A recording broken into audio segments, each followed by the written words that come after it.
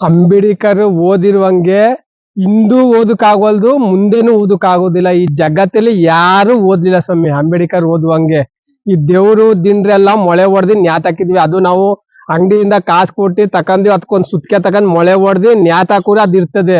ಒಂದ್ ಫೋಟೋನ ತಂದ್ಬಿಟ್ಟು ಸ್ವಾಮಿ ಇಲ್ಲಿ ಮಡಗುವ ಸ್ವಾಮಿ, ಯಾವ್ದಾರ ದೇವ್ರೇ ಅಲ್ಲಿ ಇಲ್ಲಿ ಮಡಗ್ಬಿಟ್ಟು ಮೊಳೆ ಹೊಡೆದಿ ಅದೇ ಹೋಗಿ ಚಕ್ಕು ನ್ಯಾತಾಕಲಿ ಸ್ವಾಮಿ. ನ್ಯಾತಾಕಂದದೆ ನ್ಯಾತಾಕುದೆ. ನಾವು ಫೋಟೋ ತಕೊಂಡಿ ಅವ್ರಿಗೆ ದುಡ್ಡು ಕೊಟ್ಟು ಅವ್ರು ಕ್ಲೀನಾಗಿ ಮಾಡಿ ಮಡಗಿರ್ತಾರೆ ದೇವ್ರು ಅನ್ನುವಂಗೆ. ಅವರು ದೇವ್ರಿಗೆ ಇದೆಲ್ಲ ಬಣ್ಣ ಗಿಣ್ಣ ಎಲ್ಲ ಹೊಡೆದಿ ಅದೇ ಬಿಡುದಿಲ್ಲ. ದೇವ್ರಿಗೆ ನಾಮೈಕಂದ್ರೆ ಅದೇ ಇಲ್ಲ.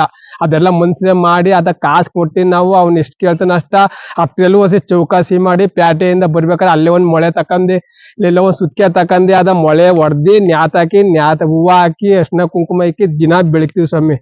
ಆದ್ರೆ ಅಂಬೇಡ್ಕರ್ ಬರ್ದಿರುವಂತ ಸಂವಿಧಾನ ವಿಧಾನಸೌಧಕ್ಕೂ ಕಳಿಸ್ತದೆ, ಪಾರ್ಲಿಮೆಂಟ್ ಡೆಲ್ಲಿಗೂ ಕಳಿಸ್ತದೆ, ಮಂಡಲ್ ಪಂಚಾಯತ್ಗೂ ಕಳಿಸ್ತದೆ.